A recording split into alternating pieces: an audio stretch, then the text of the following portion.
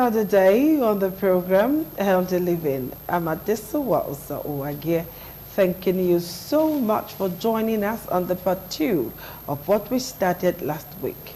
We started treating infertility in men and women last week.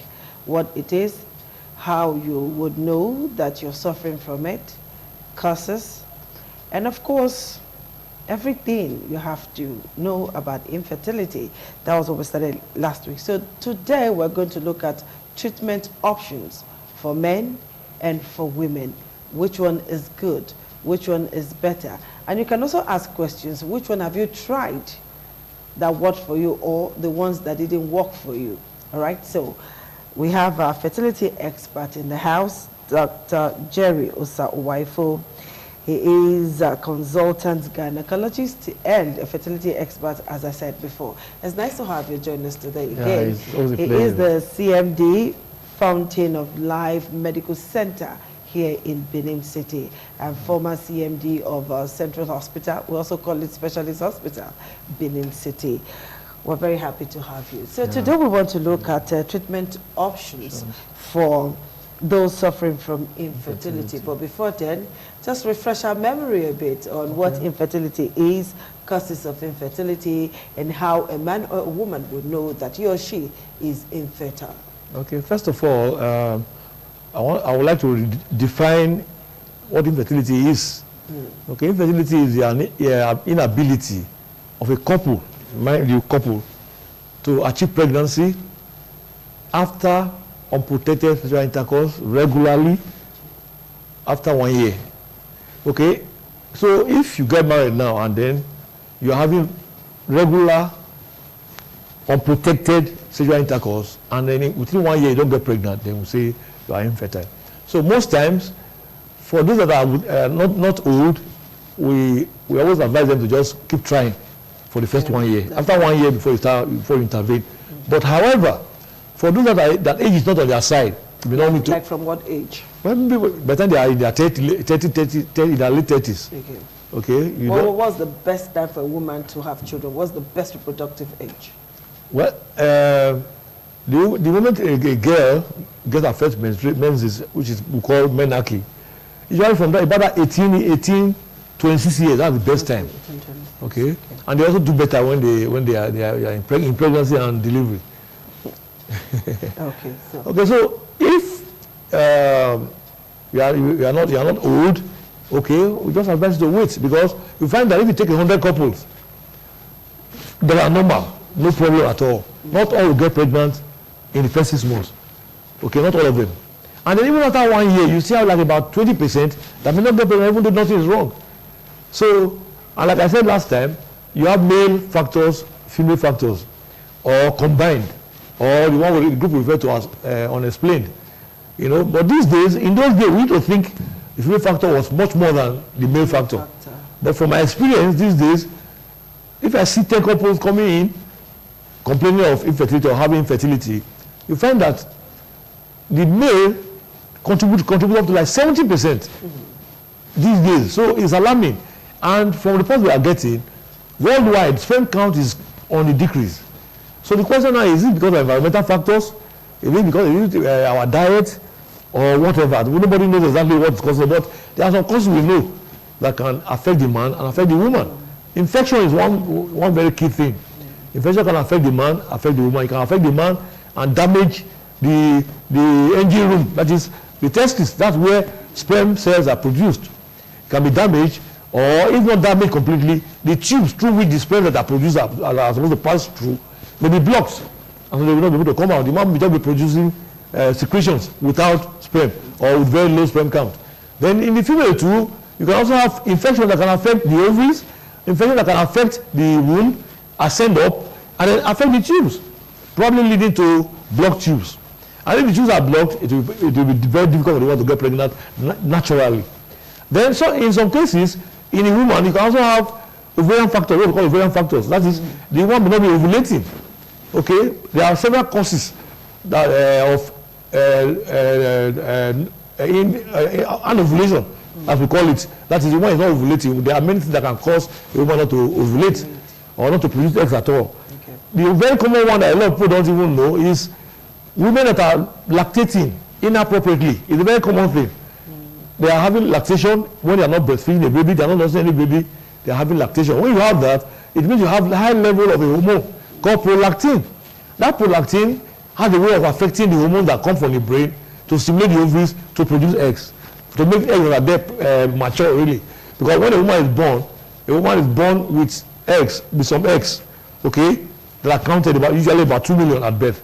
Then from birth till when the woman sees that, 2 million.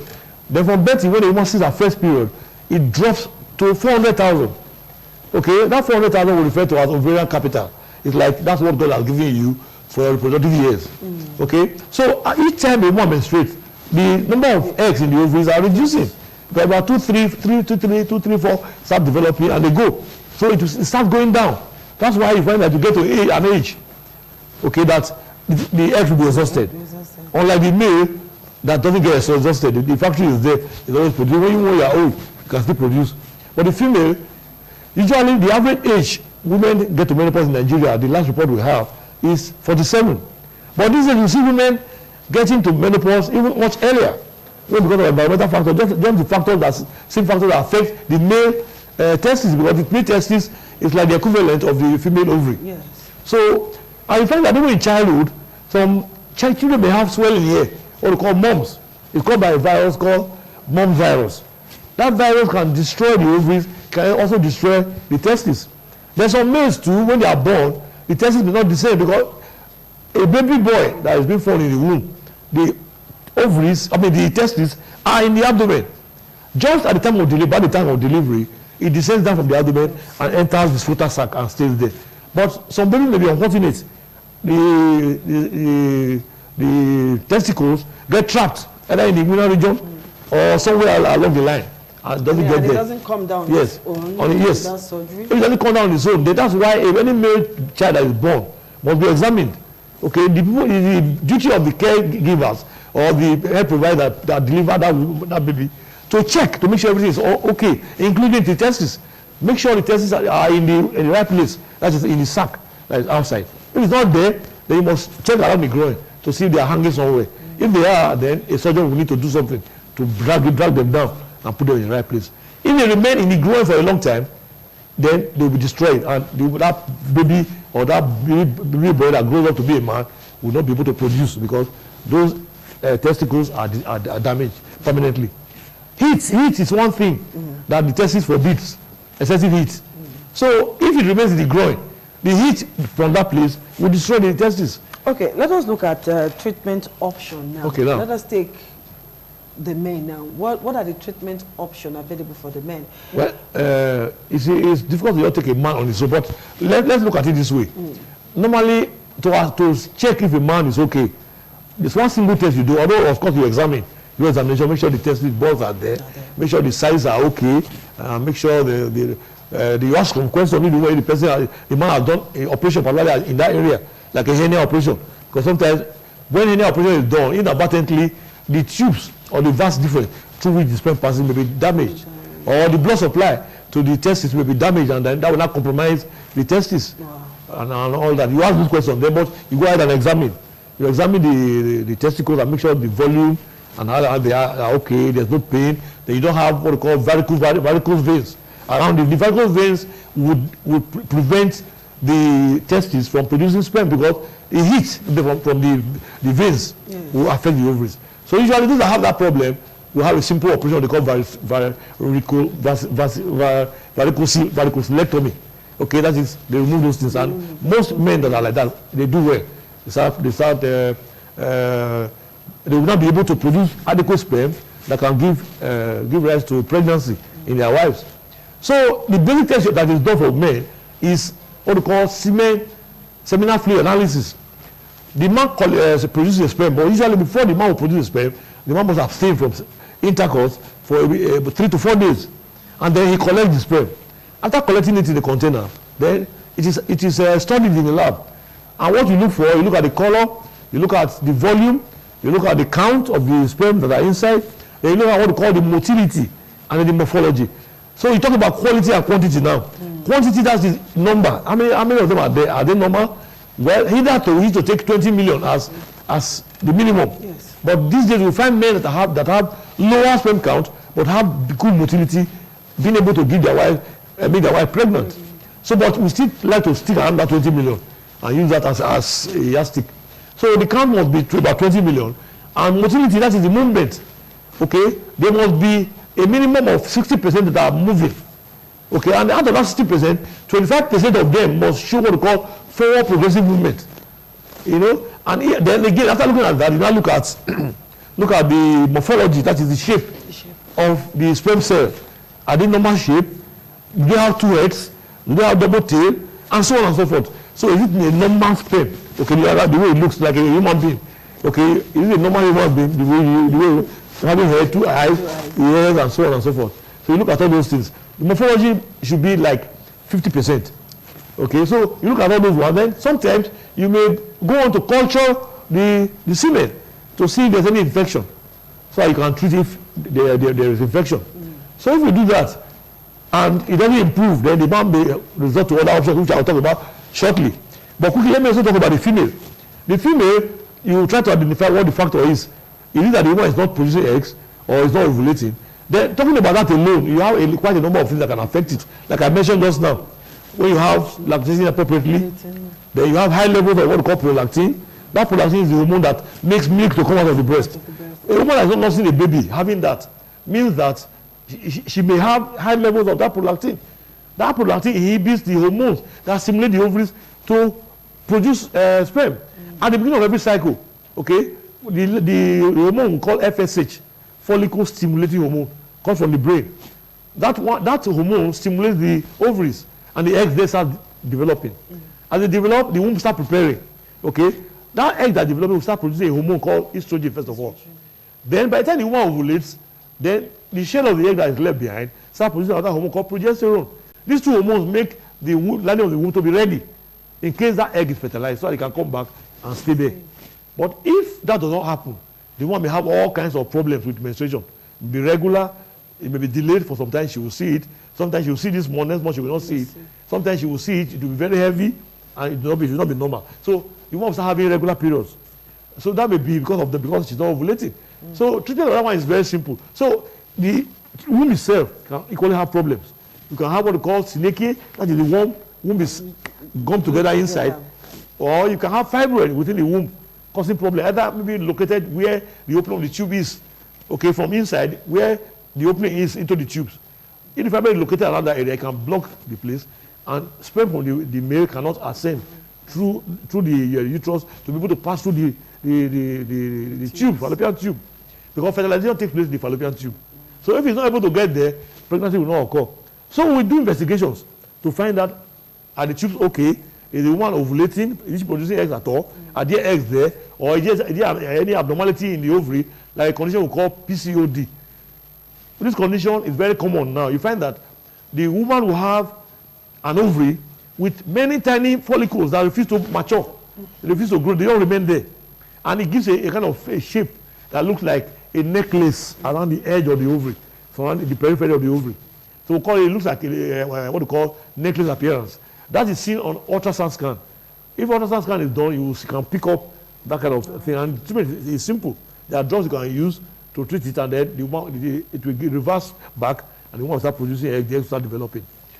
That's ovulation. Then there are also drugs that you give to stimulate the ovaries to produce eggs, so that the ovulation can take place. So if it's ovulation problem, it can be tackled that way. If it's tuber problem, that's where the problem comes from. Because if the tubes are blocked, there's no way the sperm can meet the egg. Then in that case, you may have to resort to what we call in vitro fertilization and embryo transfer, which means you collect the egg from the female, and you collect the male sperm, put them together, okay?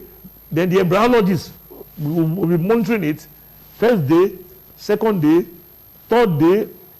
Before now, on the third day, that zygote that is formed from the egg and the sperm is put back into the woman's womb. In other words, you have now bypassed that blockage. That blockage that is the tube.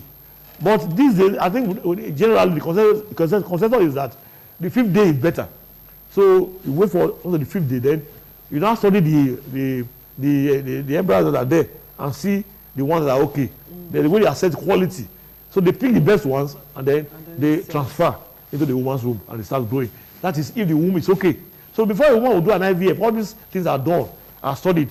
You study, you look at, make sure the womb is okay, there's no fibroid there. If there's fibroid, you remove the fibroid. Then make sure there's no what we call synechia. If it's there, you try and treat it and remove it.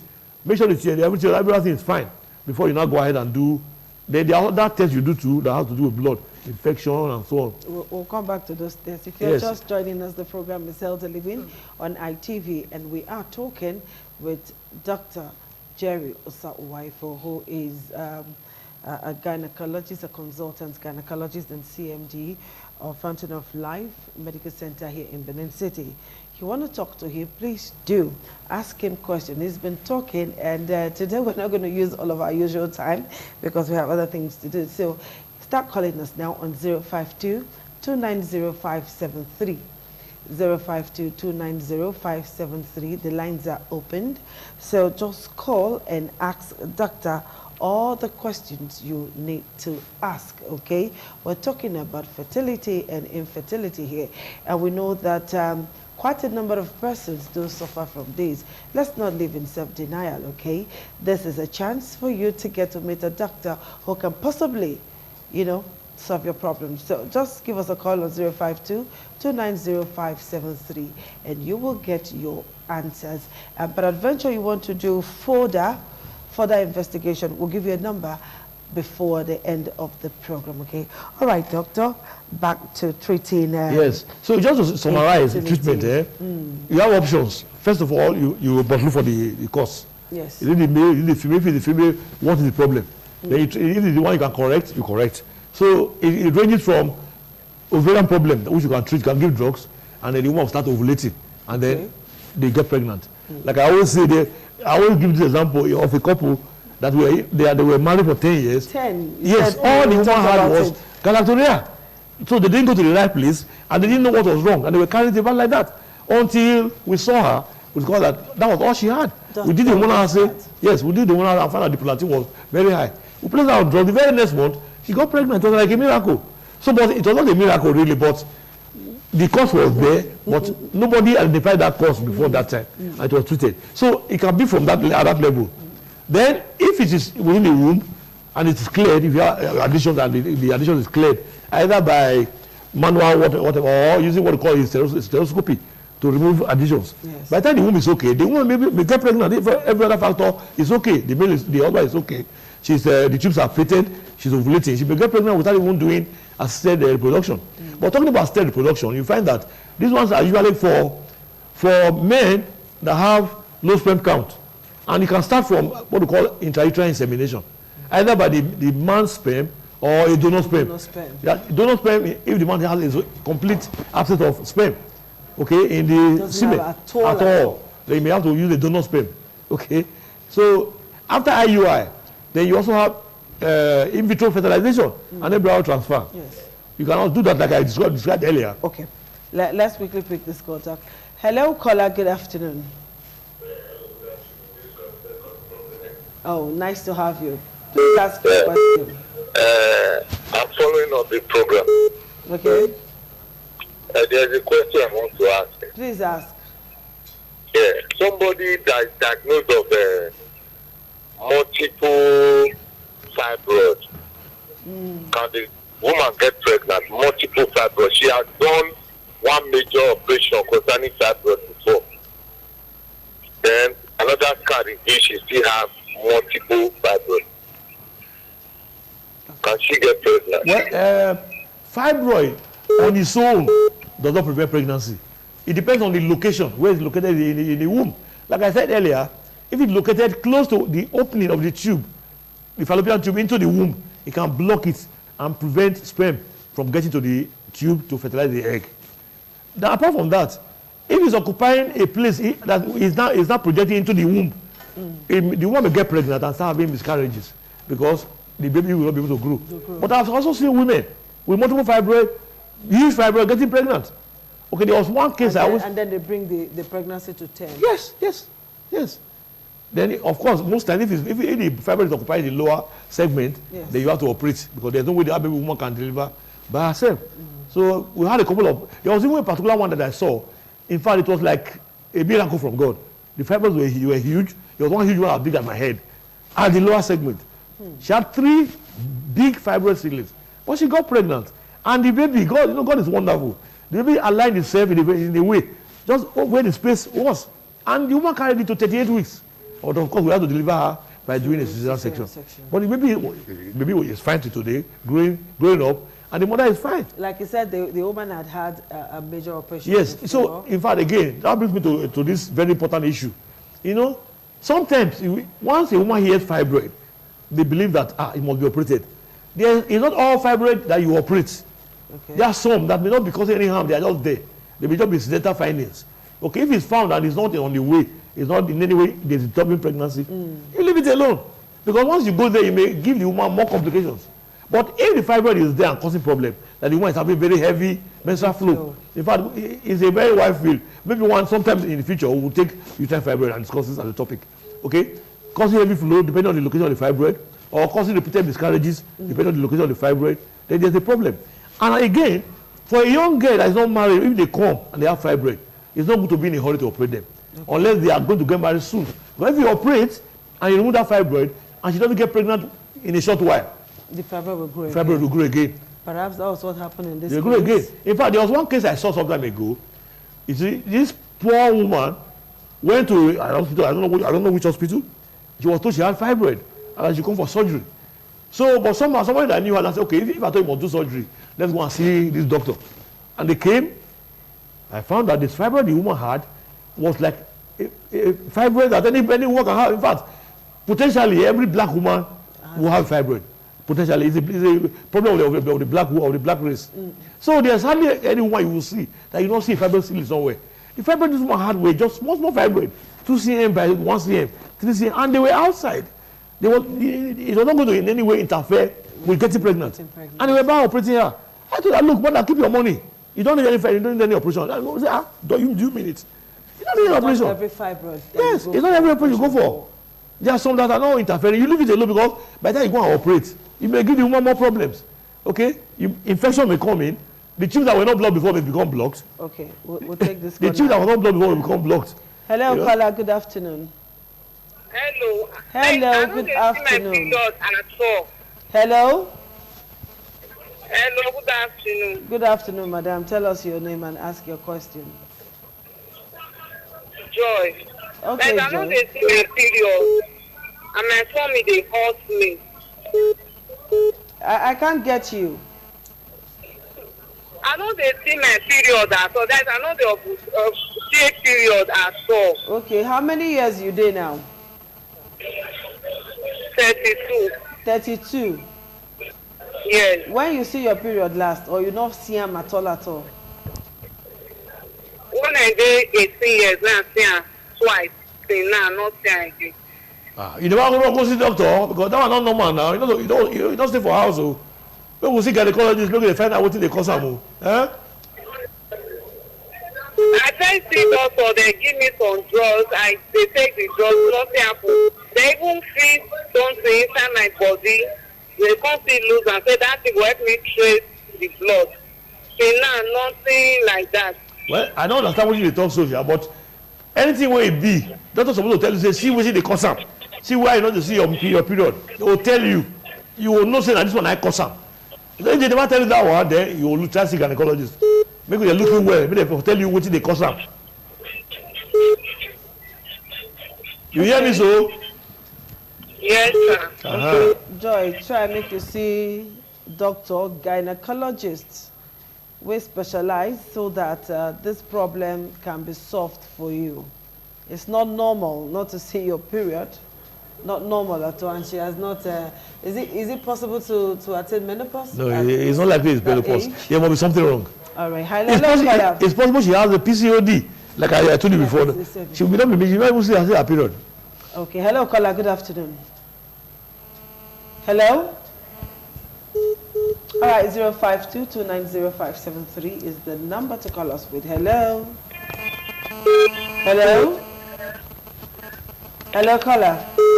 Good afternoon. Good afternoon. I am Favor. All right, Favor. Where are you calling I from? have a question here for the doctor. Go ahead, please. A woman that has this test result, ANH. That has what? The result is ANH. AMH. Okay. Yes, AMH. Yeah, okay, go on. And the result is 0.05. And that woman be stimulated. See, AMH is called anti-malarial hormone. It's a way of assessing the ovarian reserve. That is to find out whether the ovarian reserve is still okay to produce eggs. If it is done, if it's normal, fine, they'll go ahead and stimulate you.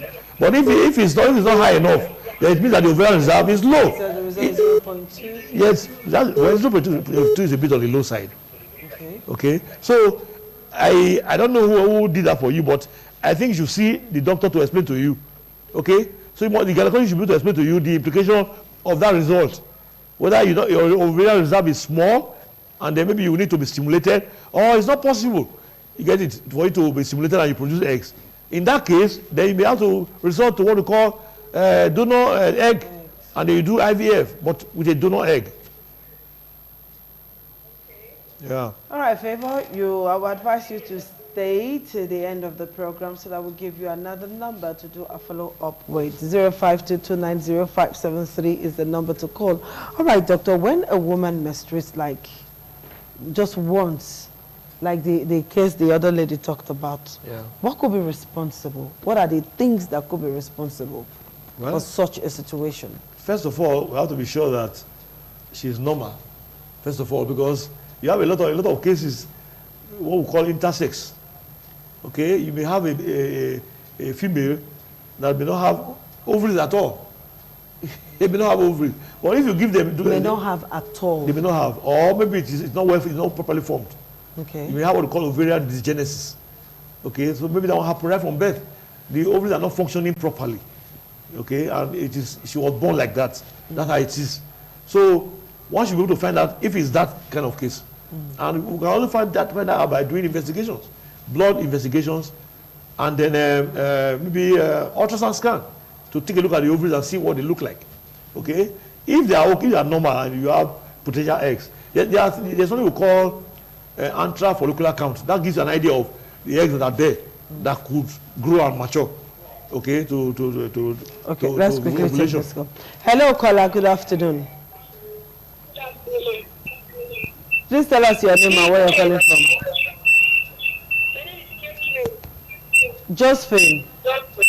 Okay, reduce the audio level on your television set. Just bring the volume down.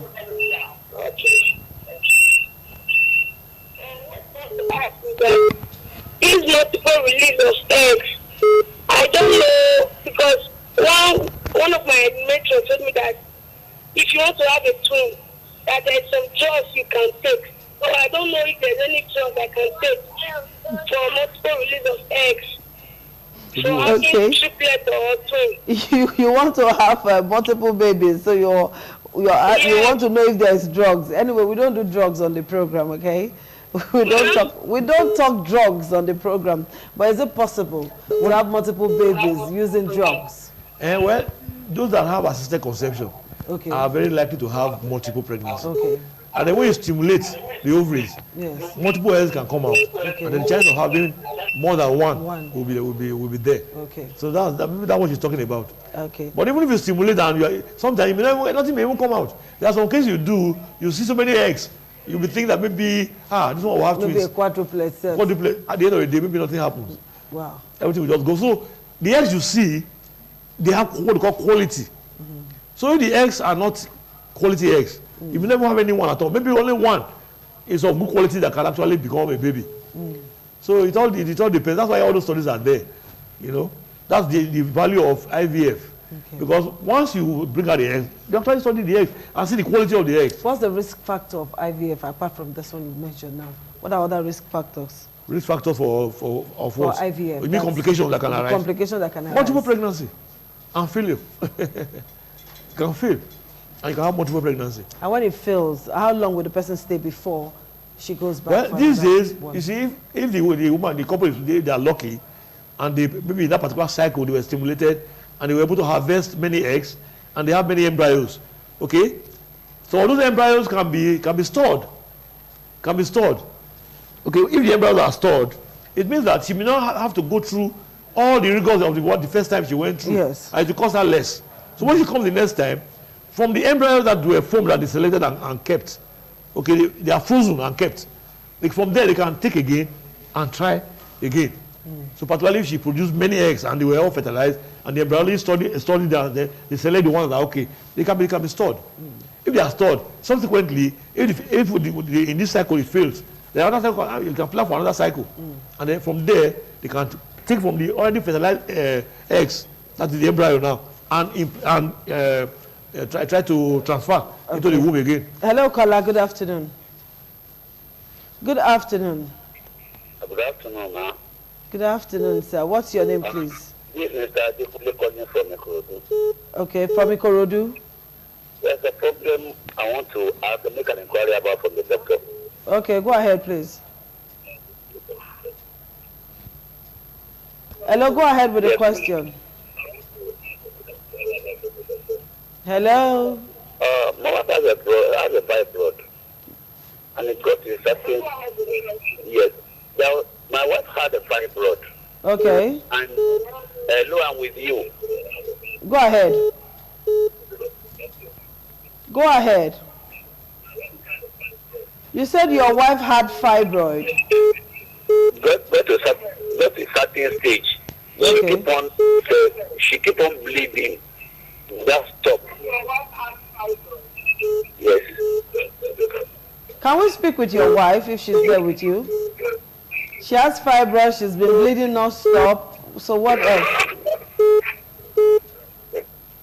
Hello? She's not here with me. She has just bleeding non-stop. Yes.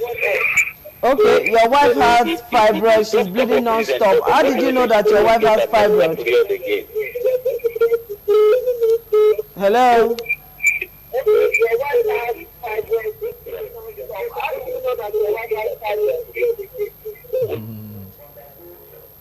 Okay. Maybe she has gone for a scan. And that scan now tells us that she has a fibroid and we have not to do the operation. Okay. So now the bleeding has stopped now after some medication. But unfortunately she didn't see her menstruation again. Okay. So that is it. I don't know how to do about it. All right, she had fibroid. She went to the hospital. Is at the starting stage, and they told her not to operate the fibroid. And then she was bleeding. They went back to the hospital, got drugs. The bleeding stopped, and they said unfortunately she's not menstruating again after that. Is it Fibroid? The issue of fibroid, when to operate, depends on fibroids that are symptomatic. Like I said, apart from location. If they are giving symptoms like excessive bleeding, yes, then that's a good reason to operate and remove the fibroid, no matter how small it is. Now, when fibroid grows, it starts from the muscle layer. The muscle layer is at the middle. Then you have the covering of the womb outside, and then you have the lining of the womb inside. Yes. It starts growing from the muscle layer. It can grow outwards or it can grow inwards. Okay. The ones that grow inwards into the cavity, the womb cavity now, are the ones we call submucous fibroid. Okay. Those ones are the ones that make the woman bleed heavily during menses. I mean, she may bleed for a very long time. Okay. Okay, so those ones have that indication, and operation should be done to remove the fibroid. Okay. Because she can bleed and she can bleed to death. So she has to be operated. I don't know why they left her, they didn't operate her. Maybe at that time it was not what it is now. Yes. And again, it depends on how long ago they made that diagnosis to this time. Now she's not menstruating again. Maybe she has not passed the age. So there are many problems that she has now. One, ovulation has now it's not a problem. She will not be ovulating anymore because of her age. And then she still has the fibroid that is there. So she has to see an expert. And then the expert will weigh the factors and see what best method to use to treat her. Okay. But if she's not ovulating anymore and there's no way that she can produce eggs, then she may either go for the operation, and if the womb is okay, then she will do IVF. Okay, hello? Hello? Hello? Are you still with me? Are you still with me? Hello. Hello? She's now 53. She's Yes, ma'am, 53. with you. She's 53. Yes, ma'am, still with you. Okay, she's Your, now you 53. see, at 53 years, with fibroid and no ovulation anymore, your best option will be Yes, ma'am. your best option will be either be adoption or you go and do what you call surrogacy Okay. because of your age. If you didn't have fibroid now, maybe it's just the factor that maybe you're not ovulating. Then we'll be talking about donor egg. Okay, donate egg, then the womb can carry it. But in your case, that you have problem with ovulation because of your age, you have already got into menopause. So there are no eggs there anymore. And secondly, you also have problem with your womb. So at that 53 years, they are going to start operating you, to do your operation because fibroid may even shrink now. It's no more disturbing you. But your best option will be either to go for adoption or you go for what we call surrogacy. What is surrogacy? Surrogacy means that maybe a donor egg, if your husband is still producing, they will use your husband's sperm to fertilize the donor egg, and then somebody will help you carry it. Maybe a relation. It may be, I've seen a mother carrying. Is she too old to carry the pregnancy at 53? No, it's not as if she's too old. Drugs can take over all those ones. Okay. But the problem is that the womb is also having problem. Okay. There's fibroid that was making her to bleed. So it's likely that the fibroid is within the cavity. So going to spend all that money to do IVF and put it in a place where it do not work, it doesn't make sense. Then to go and operate her at that age again, what is the success rate of pregnancy at her age, even with IVF? You have to look at all those things. But right away, I would just suggest for the way the scenario, IVF will be better, but with a donor egg, and if possible, a surrogate. Okay, I hope you got that right. All right, 052290573 is the number to call us with. Hello, caller. Hello. Yeah, good afternoon, madam. Good afternoon. I am Abraham. I'm calling from MMWay. Okay, Abraham, ask your question. Yes. I have this problem, my female motility. Please start again. The progressive female motility is Abraham. Abraham. And the count is Hello, Abraham. You are too fast. We're not hearing you. Abraham. I can hear you. Please be deliberate about say your it question. gently and don't be too fast. Talk and small, maybe for here. Don't be too fast, eh? Hello? Please, just be slow, be deliberately slow on the question. You're too fast. I said the count is 75 million. Okay, I've heard that. And no progressive motility. What do I take? What is motility? Now, what's the motility of that 75%? No progressive motility. Eh? Not progressive motility.